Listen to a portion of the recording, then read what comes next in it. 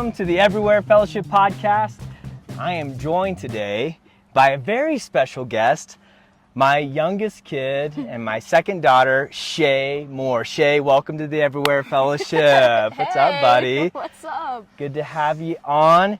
We are sitting in a country that is very familiar to you. Probably some of your most formative memories were shaped here.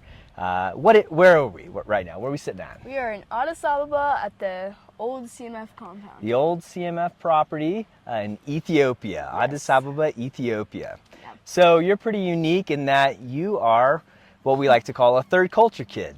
You're a TCK, a missionary Yes. kid that grew up in another country. Your passport country is the United States, but you have very formative memories that were really shaped by a life in Ethiopia. Yes. Yeah. Where were you born, though, actually? I was born in Nairobi, Kenya at the Aga Khan Hospital. Okay, cool. So, born at the Aga Khan, and I remember we brought you here, brought you back to one of these guest house apartments because we were downcountry missionaries. We lived out in the middle of nowhere with the Gumus people, but we would come here every couple of months to resupply for meetings with the team, to do some business, buy medicine for our clinics. That was what I was doing. I was doing a lot of business. When you were here hanging out, what were you usually doing? We were usually playing capture the flag or playing basketball or riding our bikes or doing something fun. Yeah, because there were other kids on this property Yes. too? Yeah. Yeah. So we would have downcountry families like ours, families that lived out in the countryside, hours and hours and hours away from here. And then there were other families that lived here too, right? Mm-hmm. Yeah. So those families were usually in more administrative roles or maybe were teachers at the local school, did things to keep the team and the organization functioning and our projects functioning here in Ethiopia. Yes. What were some of your favorite things about being together with the other CMF TCKs on the team? One or two things that were kind of fun for you? Well, we all kind of understood each other's humor and just kind of understood each other as a whole. Oh, yeah. Because that's just kind of how TCKs are. And they just, whenever you see each other, you just know you can be yourself. Yeah. And you can just have fun. Sure. And have a good time. Oh, hi, We've Kat. got a little kitty joining us.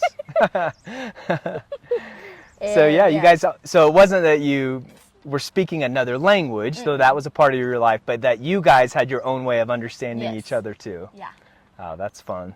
So, what would be some of the things, like the games that you would play? You mentioned capture the flag. What was some of the other stuff that you would do? We also played this game called Colors, where one person would say, like, a color, and if you had that on, you have to run to the other side of this field.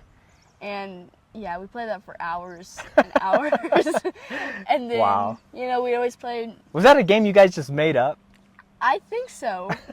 I'm pretty sure, because we also had a song to it, too. Nice. Yeah. Okay, so you had a song, you made Yeah. up a game, and so yeah, that's one of the things I've noticed with TCKs, and especially being a dad of 3 TCKs and then observing our team, is that you guys were very creative, and you kind of made up just random games, and like you said, could just spend hours out here Yeah. doing stuff. Yep. So, what do you feel like is probably one of the most unique or special things about being a third culture kid? Like one or two things that might be unique about that. Probably having, I don't know, having memories outside of the home you live, like Like in your the present. passport, your Yeah. passport country? Yeah. Yeah.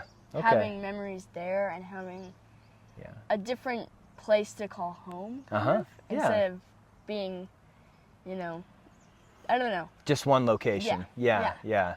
So you felt like it was a good thing to have like many places that were kind of home to you. Yeah, it's definitely a difficult thing, but it's a good thing. Yeah. What do you feel like, I know this is hard because you were a kid, but what do you feel like you learned about God in this process and your faith? Because you came to faith and were baptized when you were about 9 years old, down in southern Ethiopia at Lake Longano. It was actually on a visit back to Ethiopia. But what would you say were some of the ways that your faith was formed as a smaller child here in Ethiopia? Anything come to mind? I think that the simpler the life, the better, kind of. Because So that here in- simplicity of Yeah. life was something that like really stood out to you? Yeah. Is that more apparent to you now on this visit? Yes. Yeah. Huh? And that, like, here in Ethiopia, people don't have that much, but they're pretty happy just with what they have. And I feel like moving back to the U.S., you saw people weren't happy because of the, I don't know. There was discontent. They were not content with what they had. Yes. So And people so here in We're Ethiopia, grateful for the things that they had, even though they might be small or whatever. But yeah, yes. nothing compared to what you observed in the United States. Yeah. Okay, that's cool. Well, so simplicity, contentment, gratitude, those are big things that have been formative maybe even for you as a teenager back in the US? Yes. Okay.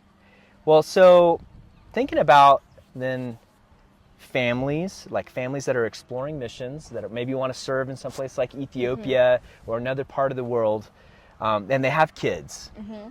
What would you say to them now as that you're a teenager and you've got older brother, older sister? What would you say to them as a word of advice or encouragement to being a family, being a kid on the mission field in some other context? I would say keep an open mind and just look at things you're grateful for rather than look at the hard things. Because the more you think about the good things that you're in your surrounding, the better your mind will think about it, and then it will begin to have good memories.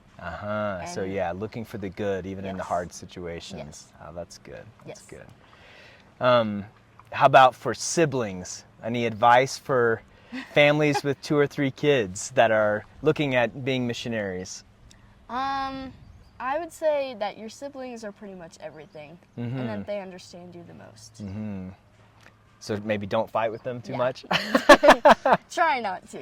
Try not to. Try to connect with them. That's one of the things I see with you and Aiden and Gwenny is that, like you said, you TCKs, you CMF missionary kids on the Ethiopia team, you had your own ways of thinking, operating, and now that you guys are young adults, my own kids, I'm seeing you guys have a bondedness, a closeness that maybe other kids that haven't been through some of these types of challenges don't quite have.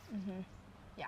Man, thanks for being on the Everywhere Fellowship, Shea. You're welcome. You're awesome. I love you. I'm so grateful for you. You rock, buddy. Thanks. Yeah.